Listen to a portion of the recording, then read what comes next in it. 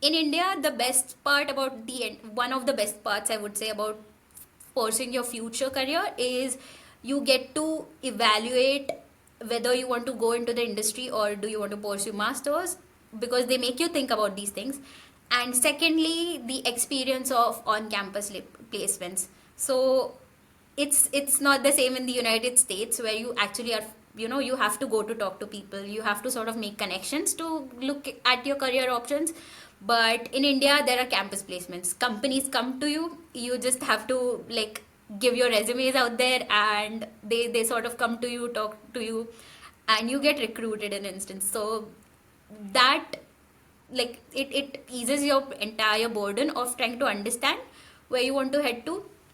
And honestly, personally, for me, I was also looking, I wanted to join a bigger organization like maybe DRDO or ISRO.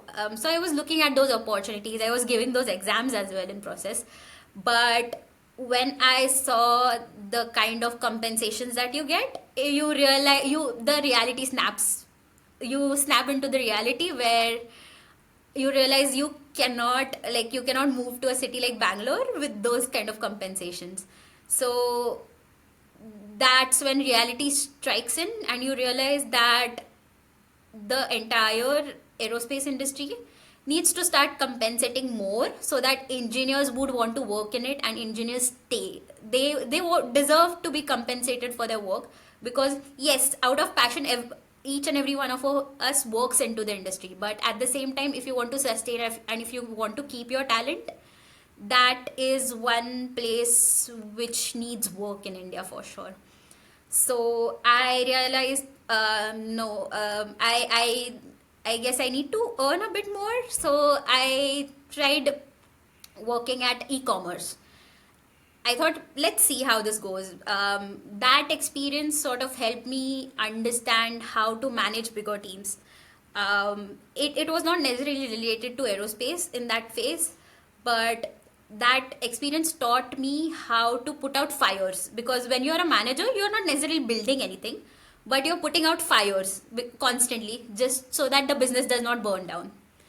So um, did that for 6 months while I was still in the last semester. So that was a crazy phase personally, because I would work full time, come home at night by 11 p.m., then start working on my thesis, because again I have to, well, graduate at that point. So started working on my thesis, and that's when I realized I want to go back to the field I come from. So What was your I took uh, what was your startup in? So my startup was into drone tech itself, wherein we were building drones which could be like nano drones, which would essentially carry a bit of payload, but at the same time, Were you working on that while you were in the last semester of engineering, or did I mishear that? Oh no. Okay, sorry. no, yeah. Okay, got it. So this is where I was just doing theses and at the same time working in e-commerce industry as an internship simultaneously. So Oh, the so the startup comes a bit e-commerce was later. actually like an internship. Sorry. Yeah, that's where I Yeah, yeah, missed. yeah. Okay, got it. So, transitioning from there, I sort of had a senior I realized who was working already in a startup space. I wanted to work in a startup space because you get to work with teams who don't care at what level they are. Everybody is at the same level. Everybody is going to try to listen to you. There is no bureaucracy as such, as long as you are able to maintain that team relation. So I and drone was something that I was doing already for 4 years. So I just contacted that senior saying, "Hey, I realize you're working there. Is there any opening there?"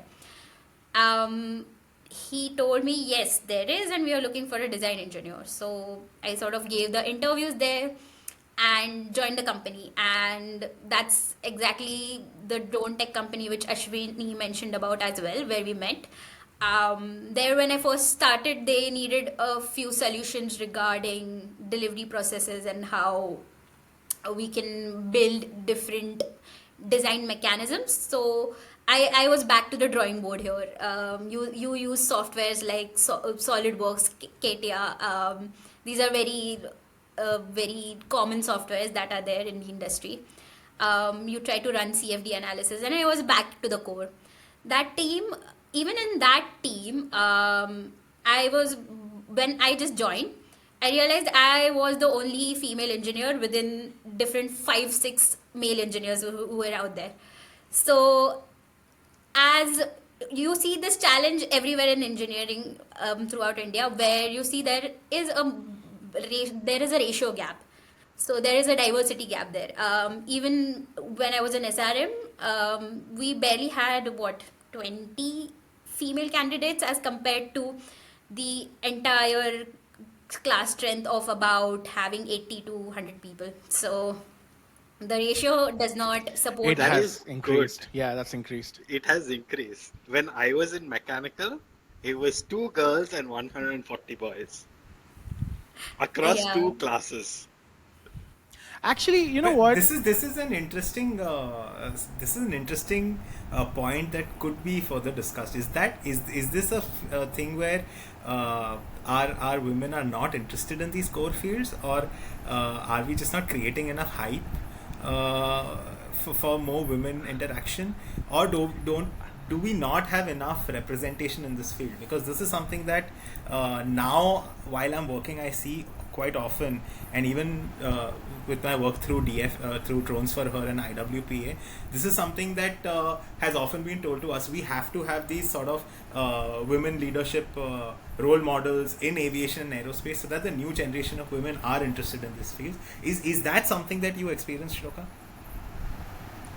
So, as Parvesh rightly pointed out, the ratio, like the gap, is decreasing. So, it is becoming better. But yes, I think there are few parts from every challenge that happens here. That firstly, there is not enough hype created around women because when you come from patriarchal society majorly, women are not shown engineering as a way of career. So you it's just shown that you probably not have don't have the strength to do it, physical strength, let's say, because when you say mechanical, the common perception is that you need like physical strength for it, which is not true anymore. Like you are not doing anything physically as a mechanical engineer, it's all software. So there is this perception created that probably women cannot, they don't have enough strength to pursue career around aeronautical, aerospace, or mechanical engineering. Secondly, probably around, many a times, like even during college, I would see a lot of women just saying that I am currently just pursuing a career so that anyways, like after I finish studying, my family is going to get me married anyways, so why should I even like think about career if that's what my future is going to be like. So this is also a perception which exists. Although it's becoming better now, and women have become like started becoming career centric, but this like perception exists around. So I would like to add something over here. Like maybe like India and US have got this parallels about women in engineering not being like there being a gender diversity in that field. I was fortunate enough to have this experience for 5 years in Europe, and I feel it is way less in Europe, the gender disparity. I still remember my first aerospace, like the first year of aerospace. The class the class differential was I think 5%, like maybe 45% were girls and 55% were guys, literally, because I think over there, I guess the tune is different in terms of how they approach education. First of all, choosing aerospace itself, I think many people do not because of the intensity that is required to finish the degree, at least according to the UK standards. So they would choose something like an associate's degree, or something to become more of a technician because that's what they love to do more, hands-on work. But as a proper bachelor's of engineering, I saw that there were a lot of girls in the UK.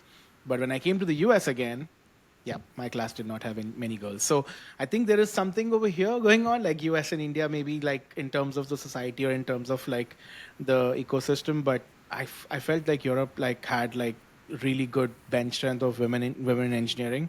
And I still remember one of the projects that we had to make a feeder line aircraft, like a conceptual design. And the one engineer systems engineers are basically the leads of all the groups, and the one engineer that we all systems engineer wanted was this girl who was a transfer student from Hamburg University, and we were all fighting for her to come to our team. So that's the amount of bench strength that we had back in the day when we were doing, at least in Europe, engineering. So yeah, when I hear that in the US and in India, yep, I heard this a lot. The gender disparity is there in terms of female representation in aerospace, at least. So yeah. Definitely. And it's not just while you're studying, but also in the industry itself. Yeah. Like being like you want people to hear your opinions, and that your opinions matter. So you have to put in that extra effort wherein they listen to you and they know that you're speaking something sensible, which is also again a challenge. Yeah. I've seen that at Gulfstream. I've seen that at Collins as well. It's a big, it's a different perspective whenever somebody from the opposite gender talks. The room and the mood changes for some reason, whereas it shouldn't. So I do observe that too. But coming back to Ashwini's question, so what do you think from your aspect? Is there something that could be done to change this narrative, or to have more? Are we attracting lesser number of women in engineering in general, or in aerospace at least? Like, what can we do better, you think, from your perspective? I think there are a lot of things which are already happening in place. Like as Ashwini mentioned, there are different organizations which are coming up, like Drones for Her or IWPA, in India as well. And I personally was also on different fronts to promote this. Personally, when I was in a team where it was like there was a huge gender parity, you sort of start like putting out your opinions more. You sort of create this narration around team as well, that I want to be heard. There were times when I would personally just put out my hand saying I want to do the field work, and that also sort of puts it out that there is no difference there, where I can do the field work as well. If it's heat, if it's like even if it's heat, even if it's cold, I can sustain that and I can still work efficiently as all the other members on the team.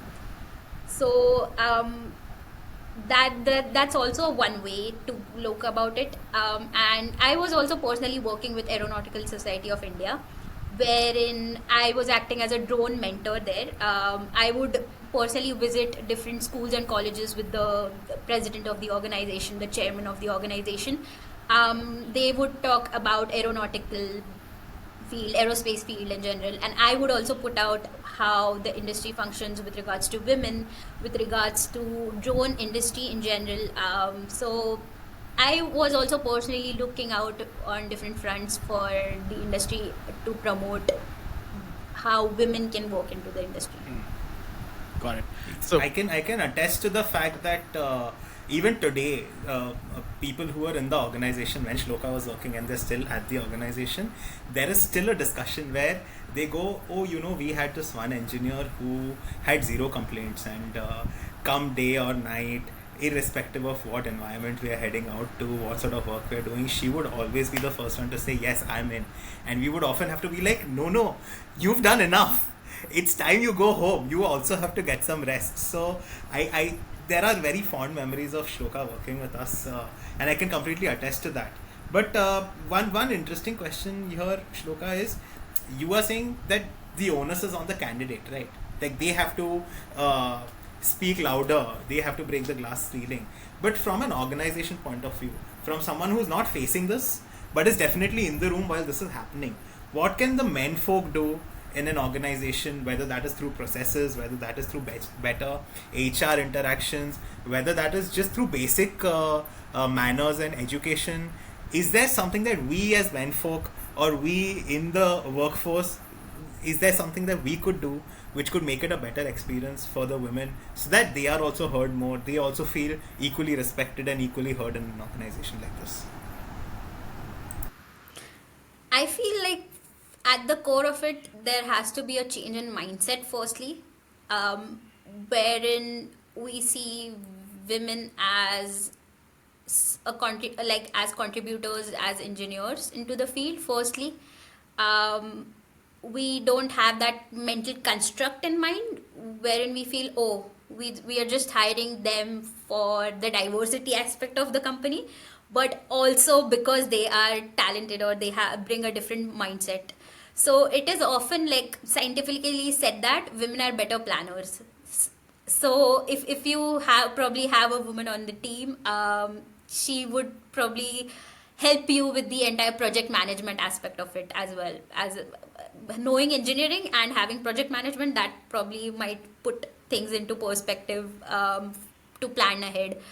Or so, and at the same time, in terms of processes, I personally wouldn't promote any reservations around diversity, but at the same time, we need to have those processes wherein you are able to evaluate the candidate in general overall. You wouldn't discard them just because they're women, or you wouldn't give them desk job just because they're women. You want them to have the overall experience as well, and at the same time, you yourself are mindful about it. Yeah, so basically it's lesser of bias and more of rewarding purely on merit, irrespective of the gender. Right? Yes. I feel like that is the way to go forward, and I completely agree with what you're saying there. When I was working at a startup, when you work at any startup, even as an employee, you are putting on multiple hats. You're not just doing one specific task. You are always doing something or the other. Be it right. So during that phase, I was writing proposals. I was doing like, manufacturing work, design work. I was also into deployments, which was happening. I also got an experience of being able to recruit people, because funny part, I like after a year of working in at the startup, I was fortunate enough to go to SRM to recruit somebody, and that was that it felt amazing, of course, because you are going back to the same place in full circle motion where you actually started your journey from. So I went there, I met my professors, and well, they were happy to see me in these shoes where I was sort of recruiting someone rather than be recruited from. So when I saw my entire journey, I realized I was already doing a lot of things which I can probably do on my own as well. And at the same time, I had a few ideas which I felt I wanted to pursue more.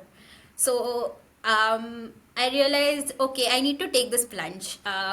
Yes, it is scary, of course, because you realize from earning to don't know if you're ever going to get a salary or not, or sort of putting in and crunching in your savings.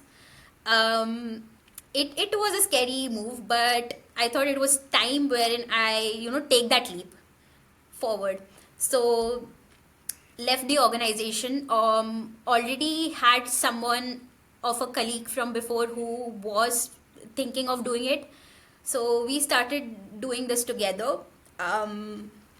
Initially, when I looked at the entire industry, I realized there was no female founder in the drone industry itself who had taken this plunge to even have a startup in India. So, yes, there was sort of a presentation there as well. But initially, when we started out, of course, you don't have, when you're a new organization, you don't have funding. You don't know if you're going to make revenue doing what you do. So we were exploring different avenues, and this industry itself was so tiny in India. Right now, at least, it's starting to hit $1 billion overall. But back then, it was barely in a few $1 million, I would say. And if you're thinking about the entire industry, that's nothing as a revenue stream if you're starting a business there. So then we were exploring different avenues. Me and the person who I was working as a co-founding member with. Then we hit on to this one space wherein we realized that there is nobody who is sort of doing workshops for drones. we saw that because I was already visiting different schools and colleges giving talks, I realized there were a lot of curious people who wanted to learn more about the industry, but because it was like highly unregulated, we just had a few set of rules to follow, but it was still unregulated. It was still coming into regulation. And at the same time, there were no like hands-on resources for it. You would still find one or two courses online, but you see that those courses went hands-on for you to actually learn. And as somebody from engineering, you always want to do something hands-on. So we realized there was this one gap of drone workshops which we can fulfill. And at the same time, during that phase, there was a lot of drone academies which were coming up, who would give you licenses as drone pilots. But at the same time, they were super expensive, so not everybody would be able to pursue those. So what we did was we started these conducting these drone workshops. I personally also had a network where I knew people from different schools who I can reach out to and pitch this to. We started doing those, and we were getting a great response out of it. So we realized this is something that we can definitely go ahead with. We would go to those schools, teach them about the rules that are prevalent that they need to follow. And it is, to a large extent, it is a surprise that nobody knows about those rules, right? You see a drone flying and you feel like, oh, it's just like driving a remote control car, that you don't need any rules for it. But that's not true. Because there is a hazard which can be caused, or there is an invasion of privacy which can happen through drones. You need to know about those rules. You also, like for flying as well, it's not like as easy or as intuitive as flying a driving a remote control car. So being able to understand what the controls are, and so we started teaching those things to people. People started assembling their own drones, and it sort of like evolved as an idea there. So that's how we understood there is a revenue here, and that's how we went forward with it. I like how two things that you mentioned, and for any listeners out there who are looking to explore this place, what a big takeaway here is that if you are working in an MSME, a micro, small, mini sort of enterprise or a startup, there are multi-faceted roles that you will have, and there will be a lot of processes that you will pick up, which will enable you to then go on. And if you have this dream of having your own startup, I feel like startups are a great place to learn what a startup is. And like every engineer working at a startup, you know exactly what is being done wrong. So you sort of are like, this is something when I start my own company, this is not how things will happen. So it is a great learning experience. And the second most important thing is that you identified a gap in the industry where you know that drones were already flying. There was a lot of manufacturing work being done, but the masses were not exactly educated in the rules and regulations. And so being able to get into this drone education sector, where you also have a market, but you're also essentially providing valuable service to the masses, and especially to a young workforce that is interested in this new fascinating shiny field. I feel like that is a very good problem sort of identification, and then that obviously gets you the money to then pitch for better stuff, for more verticals, and then eventually grow your organization. So I feel like that is a very good way to move forward, and for any potential startup founders, this is a great way to move forward, where problem identification is one thing, problem solution is one thing, and that is how you monetize something, rather than just looking at, I want to start my own company, how should I get revenue?